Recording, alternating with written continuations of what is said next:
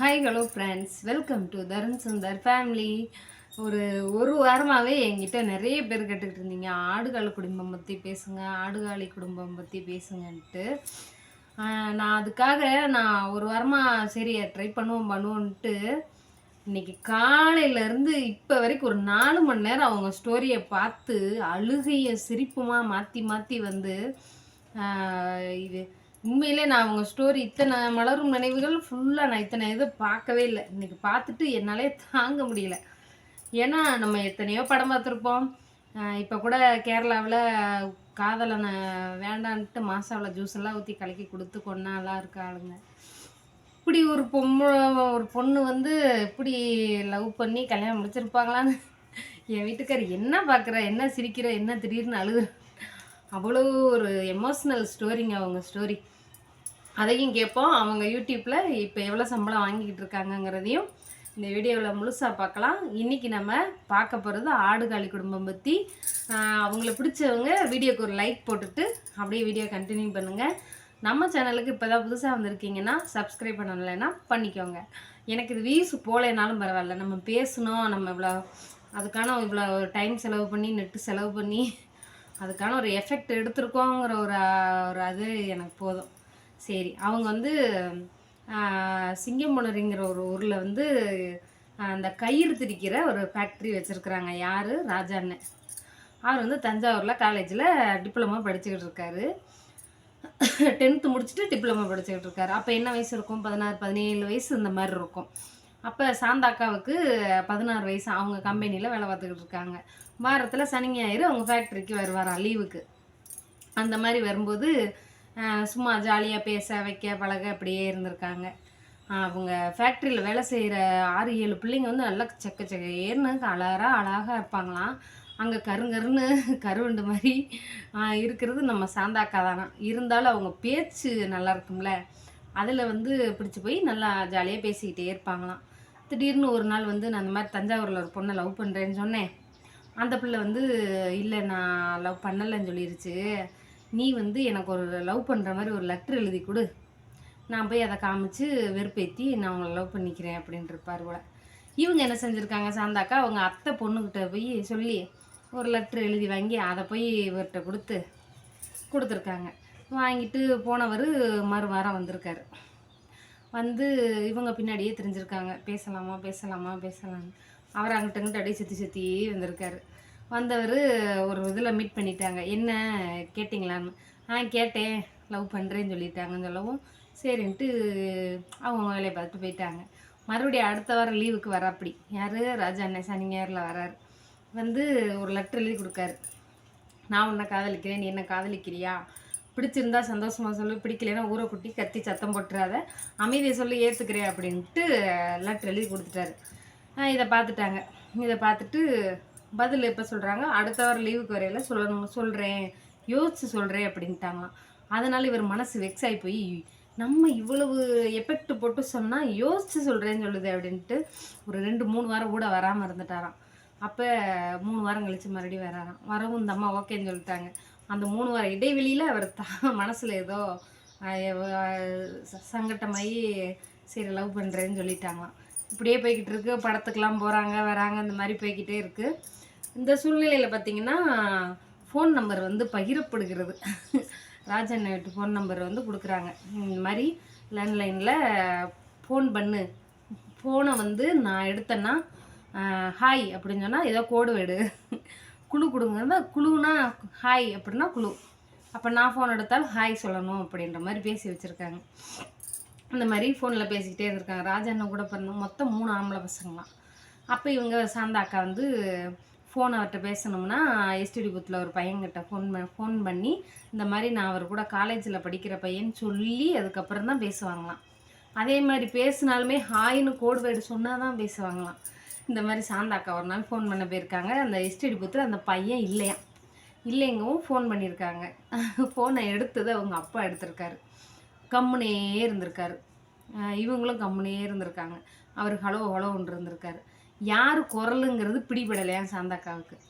அப்போ ஒரு கொஞ்ச நேரம் கழித்து குழு கொடுங்க அப்படின்னு கேட்டிருக்காங்க சாந்தாக்கா. கேட்டதுக்கு ராஜா அண்ணன் அப்போ வந்து முத்தம் கொடுத்துட்டாராம். பயந்து இதாக இப்போ இளவட்ட பைகளாக இருந்து அப்படித்தான் இருப்பாங்க அப்படின்னு நினச்சிட்டு இவங்க ஃபோனை கட் பண்ணிட்டாங்களாம் பயந்துட்டு.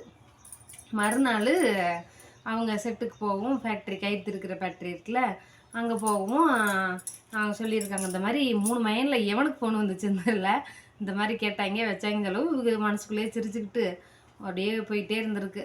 சினிமாவுக்கு போகிறது வர்றது இந்த மாதிரி அப்படி கொஞ்சம் கொஞ்சமாக அவங்க லைஃப் இந்த மாதிரி சந்தோஷமாக போய்கிட்டே இருக்கும்போது ஒரு நாள் சினிமாவுக்கு போகிறது வந்து இவங்களும் இல்லை அவரும் இல்லையா, 2 பேருமே போகவும் இவர் வந்து கண்டுபிடிச்சிட்டாரு. யார்?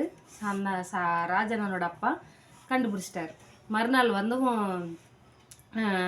அவங்களுடைய ராஜா அண்ணனுடைய சித்தப்பா பையனை வந்து கூட துணை கூட்டு போயிருக்காரு. இவங்க அவங்க கூட வேலை செய்கிற அக்காவை துணை கூட்டு போயிருக்காங்க சினிமாவுக்கு. அப்போ அந்த பையனை எங்கடா போனீங்க அப்படின்னு கேட்டு விரட்டியிருக்காரு. இந்த மாதிரி இல்லை, சும்மா கடைக்கு போனோம், கோயிலுக்கு போனோம், அங்கே போனோம், இங்கே போனோன்னு ட்ரெயின் பண்ணி கூப்பிட்டு வந்திருக்காங்க. அவன் அவ்வளோ ஏமாற்றியும் அவர் வந்து சப்புன்னு ஒரு அறை விட்டுருக்காரு. சொல்லிட்டானா, சினிமாவுக்கு போனோம், ராஜா அண்ணன் போனோம், நான் ராஜா அண்ணன் சாந்தாக்கா அவங்க வந்தாங்க, இவங்க வந்தாங்கன்னு சொல்லிட்டாப்புல. சொல்லவும் மறுநாள் சாந்தாக்கா வேலைக்கு போகிறாங்களாம். சத்துன்னு ஒரு அறை, வேலை கிடையாது போ அப்படின்னு சொல்லி வெளியில் விரட்டிட்டாங்களாம். அதுக்கு ஏற்ற மாதிரி உள்ள செட்லேயே வேலைக்கு போய் சேர்றாங்க. அது யார் கம்பெனின்னு பார்த்தீங்கன்னா, அது வந்து யார் கம்பெனின்னு பார்த்தீங்கன்னா ராஜா அண்ணனோட பெரியப்பா கம்பெனி. அங்கேயும் போய் இவர் சொல்லிட்டார், அந்த மாதிரி வேலைக்கெல்லாம் சேர்க்கக்கூடாது, இந்த மாதிரி இப்போ வழக்காயிருச்சு அப்படின்னு சொல்லவும் இவங்க பஞ்சு திரிச்சு கயிறு திரிச்சு ஒரு இடத்துல போட போவாங்களா, அங்கே போய் வேலைக்கு சேர்ந்துருக்கிட்டு இருக்காங்க. அப்படியாவது பார்த்துக்கலாமே அப்படின்ட்டு.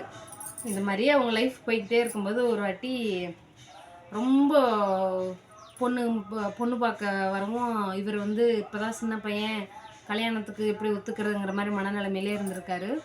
அந்த அக்கா வந்து நான் மருந்து குடிச்சிடுவேன், நீ மருந்து குடிச்சிடணுன்ட்டு லெட்டரில் பகிரப்பட்டிருக்கு. ஒரே டைத்தில் மருந்து குடிச்சிடணுன்ட்டு. இவங்க குடிச்சிட்டாங்களாம். அந்த அக்கா ராஜா அண்ணன் குடிக்கலையா, ஹாஸ்பிட்டலில் கிடக்குறாங்க.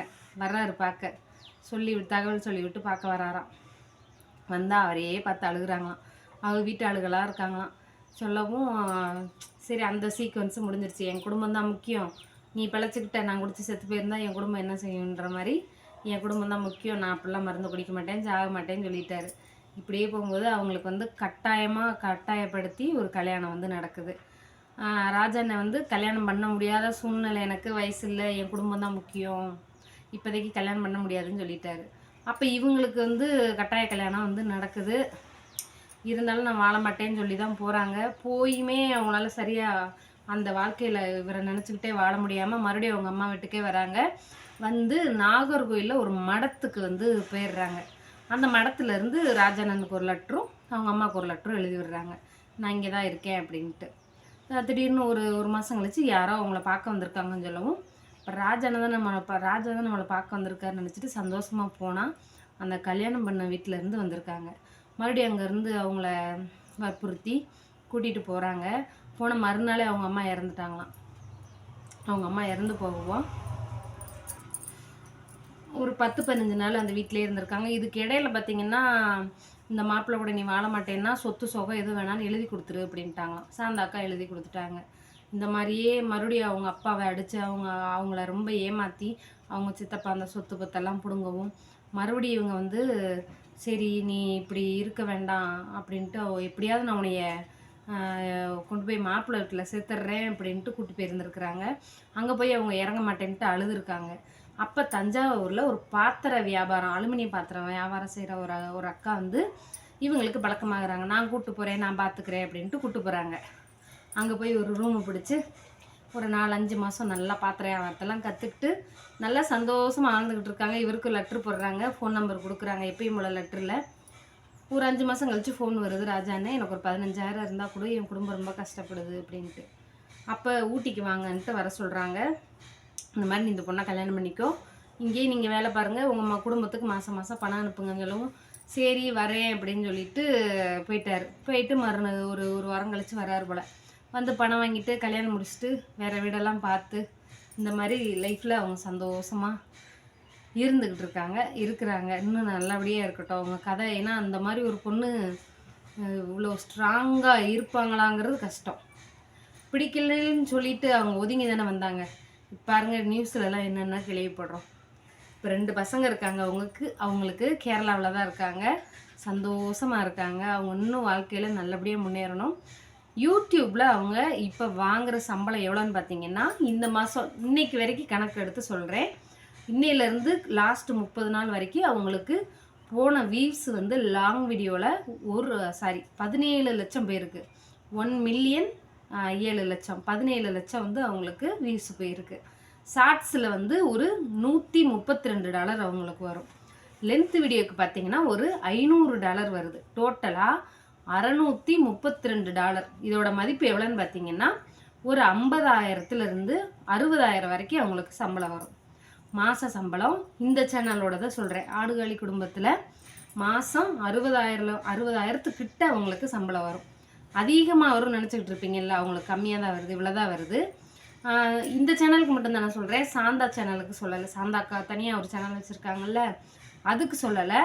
ஆடுகாலி குடும்பத்துடைய மந்த்லி இன்கம் வந்து பார்த்திங்கன்னா 60,000 55,000 ஒரு கரெக்டான இதில் சொன்னோம்னா, எக்ஸ்ட்ரா வரதா இருந்தால் 60,000 அந்த மாதிரி தாங்க வரும். நிறைய வியூஸ் போனால் தான் வரும். அவங்களுக்கு நிறைய வியூஸ் இப்போ போகலை, கம்மியாக தான் போயிருக்கு.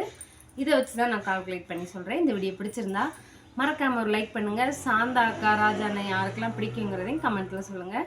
பாய்.